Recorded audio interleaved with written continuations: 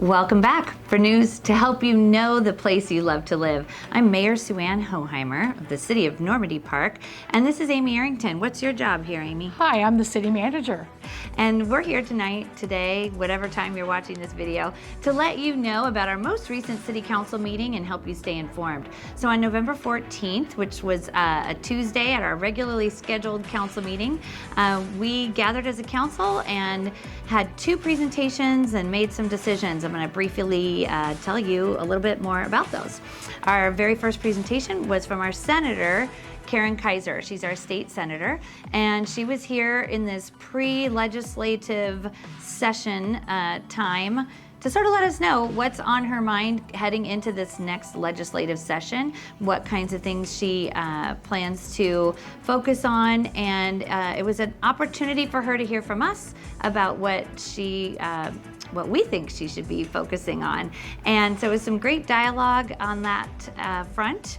And Amy, what were the highlights as far as you're concerned? I think it was just really important that we really could talk about public safety, which is really a key element to the council and the community. Yeah, you might know that our state has really kind of struggled to get things exactly right on what we consider pursuit laws. So the reason that a police officer can jump in a car and chase after someone has been really shortened to just a few little items. And so we're really hoping that all of our legislators, including Senator Karen Kaiser, will do some heavy duty advocating for the fact that we want our officers to be able to pursue if we have a stolen vehicle involved. And that's really important to us. So many of our recent incidences are being committed by people who are driving stolen cars, and we don't like that. And so if our police officers were more free to be able to pursue, that would be extremely helpful. So we're hoping to get that from our legislator. Moving on, our next presentation was from Diane Brisenton. She is the director of our awesome Normandy Park Preschool. And so she just gave us an update on how the preschool's doing, the fact that we have a waiting list now on 2 of the classes and just a little bit of room left in a third. But one of the main reasons people decide to choose a Normandy Park Preschool is because we are all about play. We really believe that kids learn best in an atmosphere that promotes play, and our fabulous teaching staff does a great job of putting together a curriculum that really helps kids learn and enjoy learning, and they do it all through all kinds of great creative access to play. And so the program's growing, and if you think you might be interested, you're going to want to check it out soon. Next, we went on to new business for the evening, and the first item up under new business was a tax levy setting. What do we call that? Yeah, we set the levy. Yeah, you actually approved the levy for 2024. This is something that all governments have to do before November 30th of each year. And just to let the public know, the levy that was set by the City Council for 2024 was 1.567 versus 1.6, which it is right now. So it came down just a smidge? Just a smidge. Okay. We're always trying really hard as a council not to ever tax you even 1 penny more than we actually need as a city. We try to just really work with, exactly what the needs are, and we know it's expensive to live here in Normandy Park. We don't have a lot of sales tax, so everything we do pretty much has to come in some way, shape, or form from our property taxes. So we do, I think, a really effective job of working very hard for you to keep those costs down as low as possible. So that was the levy lid lift. We also did some work on the budget. Every other year, we put together the whole new budget, so we're sort of midstream right now. And so we had to make just some typical adjustments to the budget as things shift from 2023 to 2024, and we know that some of those adjustments need to be made. City Council is where we make that official. But what I'd love for you to know is that every other year we also put together a citizen advisory board that works with the budget. And if budget is your thing, if you're a numbers person and you'd like to be involved in looking at where we spend those dollars, you can always let the city know that you're the kind of person that would like to be considered for being on a citizen advisory board. We'd love to have you. We're really transparent, and we like to have our residents involved in how we spend your money. So let us know if that's something that you're interested in. Next, in our new business agenda, we went on to it's a countywide planning policy. Kind of the main thing on that is that I think as a council, we're just feeling like it's often lately that either the state or the county seem to think that they know a lot more about how to make things happen in Normandy Park than we do. There's a lot of policies that keep getting pushed down onto us, as it feels, from these other entities. And as a city council, we really feel like local decisions are best left to local decision makers. We feel like you have easy access to us. Let us know what you're thinking. And we like to feel like we implement ordinances and laws according to what we like to see here in Normandy Park. So this recent countywide planning policy has a lot to do with the Growth Management Act and how the county would like us to grow as a city, where we have some of our own ideas of how we would like to grow as a city. And sometimes there's like a little bit of a battle in those ideas there. But we came up with a good plan, I think, at this most recent meeting that will go along with the county and still look for some ways to do that our way.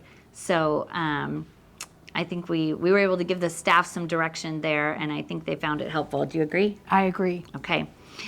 So moving along then in our meeting, the next thing we did was we adjusted our preschool fees. I mentioned how great our preschool is. We used to subsidize the preschool quite a bit. And we've always had a goal of looking to make that a self-sustaining program. And so this year we are upping those fees just 2%, and we are just almost there. We are very close to having this be a program that completely sustains itself, meaning money in and money out, just about measure up. And so it's still very affordable, one of the most affordable programs that you'll find in the area. So again, check us out for that. And then finally, for the new business of the evening, we talked about our legislative agenda. And that's just a way for us as a council to decide these are the items that we agree we should promote to all of our other legislators at the state level. And the main thing on that, again, was public safety and just really wanting to promote our desire to see stolen vehicles added to the reason for being able to pursue. And we had some items on there about promoting salmon health, because that's important to us. We have 4 creeks in Normandy Park, and 2 or 3 of them are really important to our spawning salmon, and it's expensive to make sure that our salmon have the life of luxury. And so we like to make sure that state dollars are allocated appropriately so that we can continue to make life for even our salmon great here in Normandy Park. And then I know I said the final item, but I'm actually going to review another item that has come up quite a bit lately, and this is the item that we ended our meeting on. It has to do with the bond measure. So recently we've held some town hall style workshop meetings where we've been able to have some interactive time between the council and you, the residents, because you may remember that not too long ago we had a $15 million bond that we set out to our city to say, hey, if you'd like us to have a brand new city hall, kind of a civic center with all kinds of great things, vote for this bond and we'll build it for you right here on City Hall. I would say it was kind of our plan A, all the bells and whistles. That bond measure needed 60% of the residents to accept it, and that is not what happened. It was only accepted by 43%, and that kind of kicked us into what we're calling sort of an awesome Plan B. Plan B was to just see if there's anything else in the area that we could purchase or buy that was maybe ready-made. So we didn't quite have to build a building from scratch.